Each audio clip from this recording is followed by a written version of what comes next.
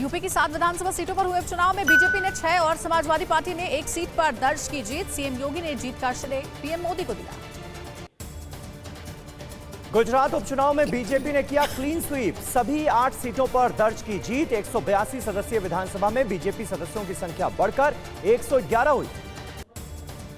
कर्नाटक विधानसभा उपचुनाव में बीजेपी ने 2 सीटों पर कब्जा किया। तुमकुरू जिले की सिरा विधानसभा सीट पर पहली बार 12,000 से ज्यादा वोटों से जीत दर्ज की। हरियाणा की बड़ौदा विधानसभा सीट पर हुए उपचुनाव में कांग्रेस प्रत्याशी इंदुराज 10,566 वोटों से जीते। पहलवान योगेश्वर दत्त दूसरी बार चुनाव हारे। छत्तीसगढ़ की मरवाही सीट पर हुए उपचुनाव में कांग्रेस ने किया कब्जा। पूर्व मुख्यमंत्री अजीत जोगी के निधन के बाद खाली हुई थी सीट। झारखंड उपचुनाव में कांग्रेस के कुमार जयमंगल ने बीजेपी के योगेश्वर महतो को हराया। दुमका सीट पर जेएमएम ने किया कब्जा।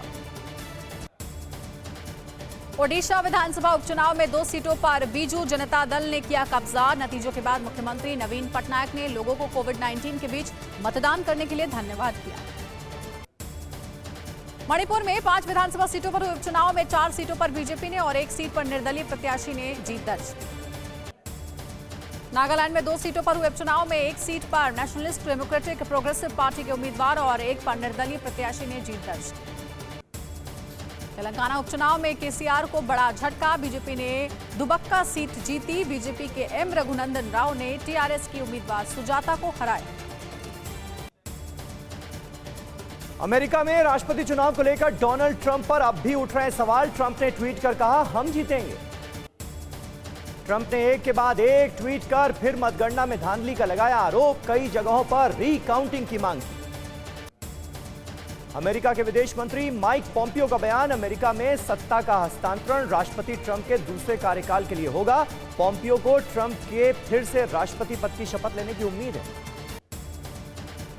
राष्ट्रपति चुनाव में पिछड़ने के बाद भी ट्रंप की चुनावी टीम दांव पेच में जुटी है। जल्द ही एरिजोना में मतगणना को लेकर कोर्ट जाएगी। ट्रंप की चुनावी टीम का दावा, एरिजोना में मतगणना में हो रही है धांधली। ट्रंप समर्थक कर चुके हैं प्रदर्शन। एससीओ समिट में पीएम मोदी बोले, संयुक्त राष्ट्र का मूल लक्ष्य अभी अधूरा, बदलाव की जरूरत।